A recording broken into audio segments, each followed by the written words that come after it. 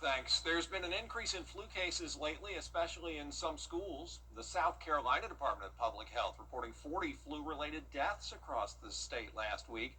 They've now seen about 200 hospitalizations and more than 1,400 cases so far this month. Georgia has seen 83 hospitalizations since the start of the month. Our attendance rate runs from 95, usually around 95% district-wide, and we're seeing it at 94.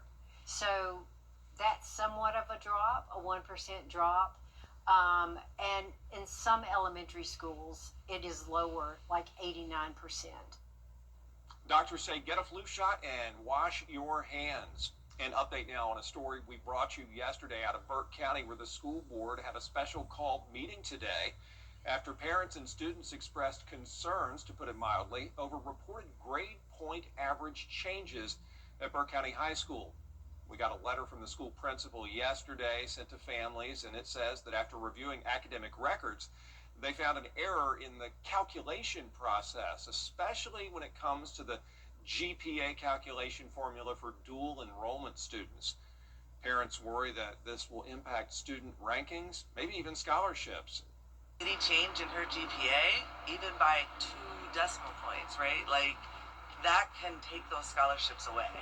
And knowing that that can impact us, it's the rest of the students that it impacts just as much, and that makes it a lot of anxiety, a lot of stress. Out of a senior class of about 280 students, 150 are being impacted. The next school board meeting is Tuesday at 5 p.m. Getting set to cut the ribbon on a new baseball and softball complex at North Augusta High School. It'll be called Jacket Park. The teams will no longer have to use the city's rec department fields for practices and games. It's impressive. A multi-million-dollar project right across the street from the football stadium. It has 2 fields with stadium seating, scoreboards, lights, restrooms, concessions, and locker rooms. But there's something special about coming on campus to your school and your baseball fields that are branded with your name and your school logo that I think is going to have that little extra special meaning for our fans, for our players, and for our community. That ribbon cutting is at 4:30 this afternoon, right before the black and gold softball game, which kicks off the Yellow Jacket season. The storm is long gone, but the recovery from Hurricane Helene continues in our area.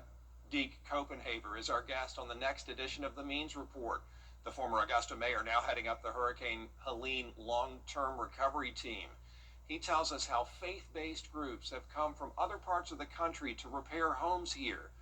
More than a year and a half later, give or take, people still have trees through their roofs.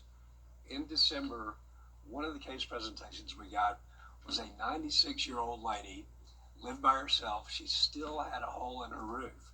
So as I say, not everybody's aware that there's help out there, but one of the first questions that the disaster case managers asked the homeowner is, have you applied for or received FEMA funding?